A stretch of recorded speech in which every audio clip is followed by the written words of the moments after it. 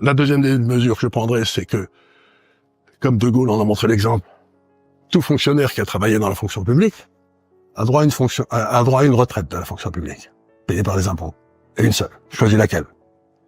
De Gaulle avait choisi sa retraite de colonel. Quand il est parti. Je vois pas pourquoi des fonctionnaires doivent avoir 14, 15, 12, 10 retraites, toutes payées par les impôts. Ils ont pas travaillé 14 fois plus que dans le secteur privé. Hein. Or, il y a un plafond aujourd'hui quand même. Mais regardez simplement le nombre de retraites que touche Hollande. Maire de Tulle, conseiller général, député, ministre, président de la République. Je crois que j'avais fait les calculs, j'avais fait un article qui s'appelait la retraite de Monsieur Hollande. Je crois que c'était, je touchais, il devait être à 350 000 euros par an, ouais. 2 retraites payées par nos impôts pour ce type qui a fait des conneries. C'est quand même étonnant. Non mais sans blague, ça veut dire que je devrais un capital de 40 millions pour avoir une retraite de 350 000.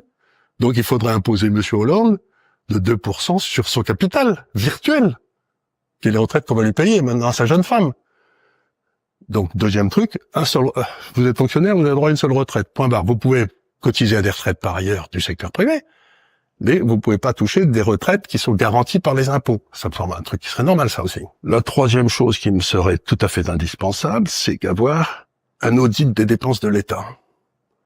Charles Pratt, par exemple, dans ses livres, a montré quelque chose d'intéressant, c'est que en France, nous sommes, je crois, 68 ou 69 millions de citoyens, et il y a 76 millions de cartes vitales. Une question qui m'intéresserait, c'est qui sont ces 7 millions de cartes vitales qui apparemment dépensent abondamment dans nos pharmacies et chez nos médecins. D'autant plus que tant que les enfants n'ont pas 18 ans, je crois que les enfants sont sur la carte vitale de la mère, mais je me trompe peut-être.